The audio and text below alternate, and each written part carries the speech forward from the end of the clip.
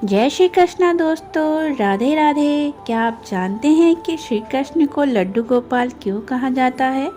अगर नहीं तो आइए ऐसी ही रोचक कथाओं को सुनने के लिए जुड़े रहिए हमारे अपने चैनल अद्भुत गोपाला से। और अद्भुत गोपाला को सब्सक्राइब और शेयर करना ना भूलें। मान्यता है कि ब्रजभूमि में भगवान श्री कृष्ण के एक परम भक्त कुंभन दास थे। कुंभन दास एक पुत्र था, रघुनंदन। कुंभन हमेशा श्री कृष्ण की भक्ति में लीन रहते थे और भगवान की सेवा के चलते वे उन्हें छोड़कर कहीं नहीं जाते थे। एक बार उन्हें वृंदावन से भगवत गीता करने का न्योता आया। पहले तो कुंभन दास ने उन्हें मना कर दिया, फिर लोगों के बहुत ज़्यादा जोर देने से वे मान गए। उन्होंने सोचा कि भगवान की सेवा की तैयारी करके जाएंगे और रोजाना कथा करके वापस लौट आएंगे। कुंभन ने भोग की सारी तैयारी करके अपने बेटे रघुनंदन को समझा दिया कि ठाकुर जी को भोग लगा देना, और कथा करने के लिए चले गए। रघुनंदन ने भोजन की थाली ठाकुर जी के आगे रखी और उनसे भोग लगाने का आग्रह किया। उसके बाल मन में यह बात थी कि ठाकुर जी स्वयं अपने हाथों से भोजन करेंगे, लेकिन ऐसा नहीं हुआ।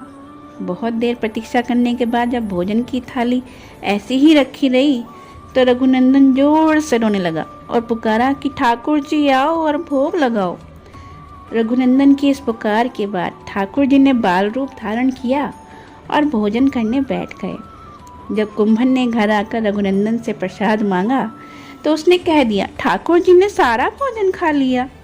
कुंभन को लगा बच्चे को भूख लगी होगी, वही सारा भोजन खा गया होगा, लेकिन अब तो ये रोज की कहानी हो गई थी। अब कुंभन दास को शक होने लगा, तो उन्होंने एक दिन लड्डू बनाकर थाली में रखे और छुपकर देखने लगे कि रघुनंदन क्या करता है। लड्डू की थाली रघुनंदन ने ठाकुर जी के आगे रखी और बाल रूप धारण किया और लड्डू खाने लगे। कुंभन दास ने ये सब छुपकर देख रहा था। जैसे ही ठाकुर जी बालक के रूप में प्रकट हुए, कुंभन दास भागता हुआ आया और प्रभु के चरणों में गिरकर विनती करने लगा।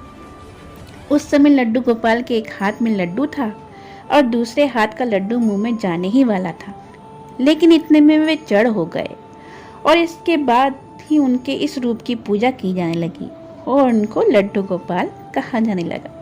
जय श्री कृष्णा दोस्तों, राधे राधे। चैनल को सब्सक्राइब और शेयर करना ना भूलें।